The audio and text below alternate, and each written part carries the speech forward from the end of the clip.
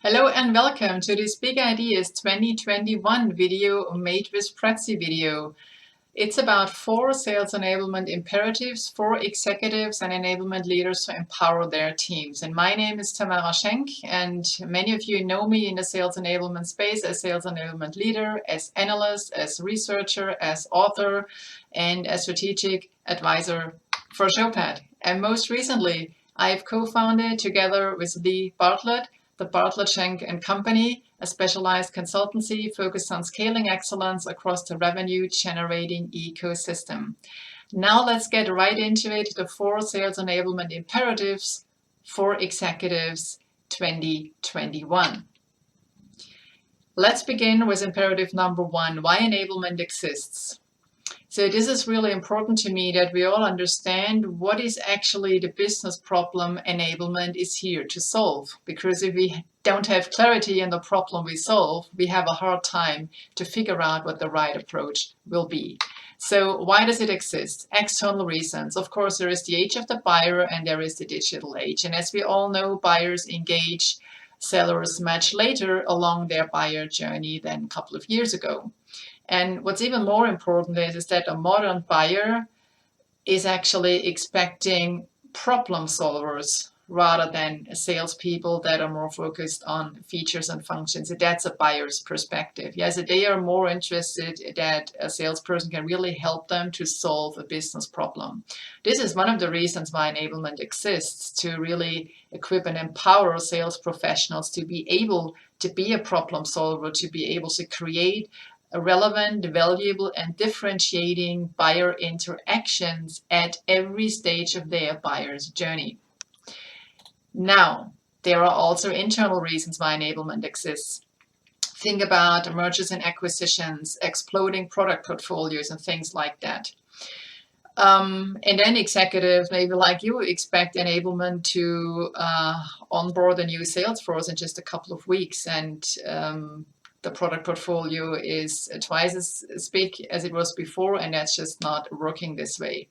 Also, what's important to understand is in any organization, everyone wants to help sales and wants to enable sales, but this is much easier said than done, because a traditional functional approach from the inside of that function to the outside, to the salesperson, to the buyer, will always have this functional lens on it.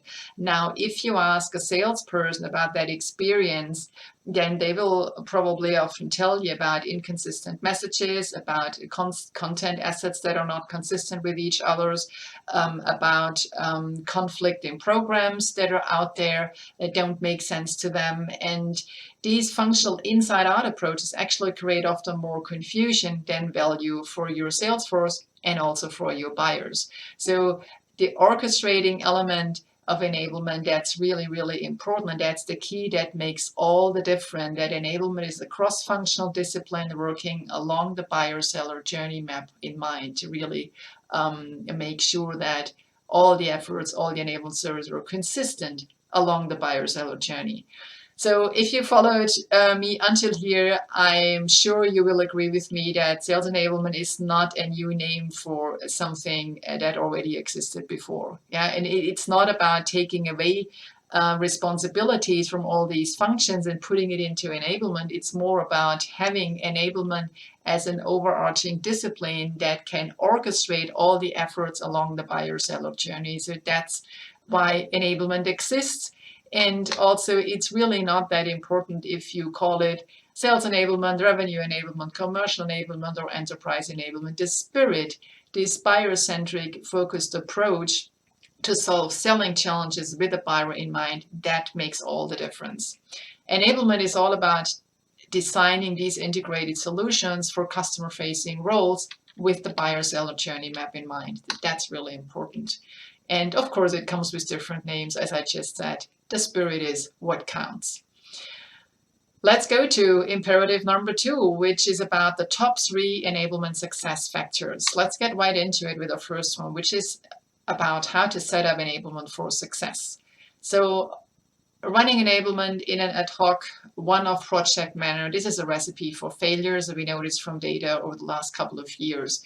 What the most effective enablement teams are doing is they follow a formalized approach that's connected and derived from the business strategy and the sales strategy, focused on the specific selling challenges in that organization. And ideally, it's backed up by a business plan or a sales enablement charter. So those enablement teams have the best win rates and also the best sales productivity results compared to those that run it in a one-off project manner. And what's very often underestimated is that meeting executives or you as a stakeholder, your expectations is really important.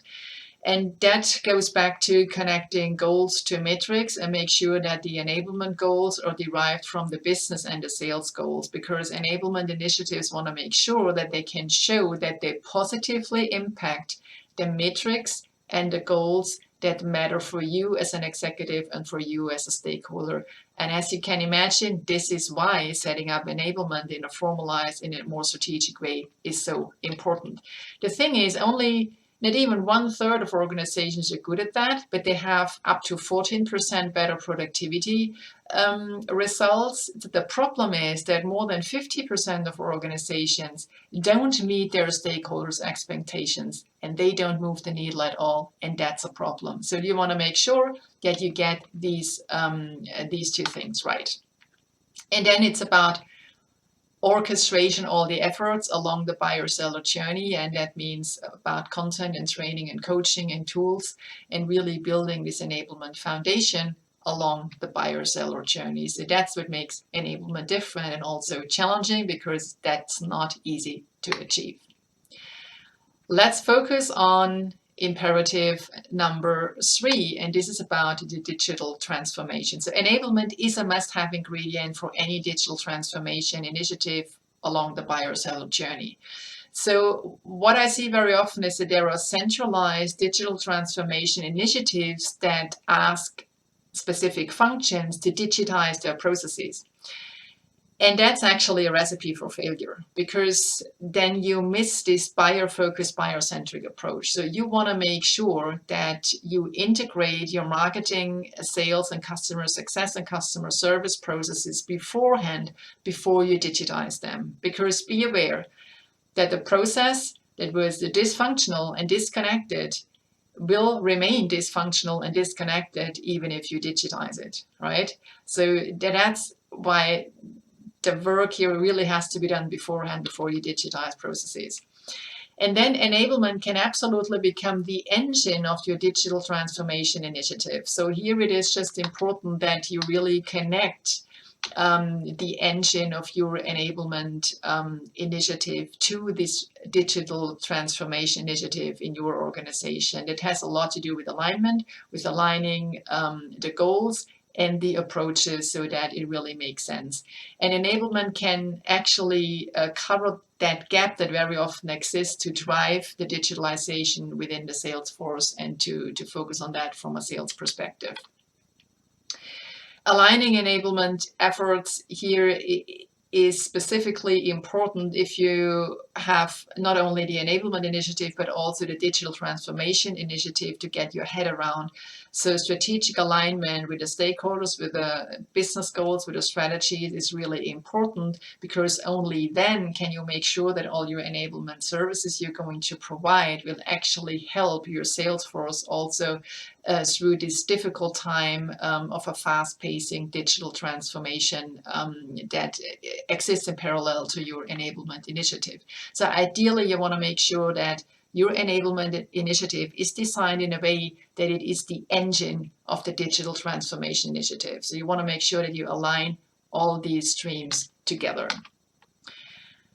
Then let's come to imperative number 4, and this is about scaling enablement excellence. So interestingly, this is very often overlooked. So, and the problem occurs when you acquire a new company and you ask your enablement team to onboard a new sales force in the next few weeks, and they simply can't do it because they don't have the foundation to scale their efforts. And this is then a lack of enablement capability. So what do I mean with that? It's about having content management processes, for instance, having training management, onboarding management processes, so that you know exactly what are the steps we need to do to produce enablement services, if that's content training or coaching. And that we really know all the steps we have to go through and what is the collaboration model behind it, what different functions are involved in doing it, and that you also have a life cycle management in place and have this defined, and that all these processes are implemented, and that all functions involved can live these processes. This is what I mean with enablement capabilities, that they are really very important, and if they are in place, then you can scale your efforts. If they are not in place, there is nothing you can scale. So this is why this is so important. Also make sure that your enablement team has the resources and the budget to work on those enablement capabilities, so integrated in your business plan and in your charter.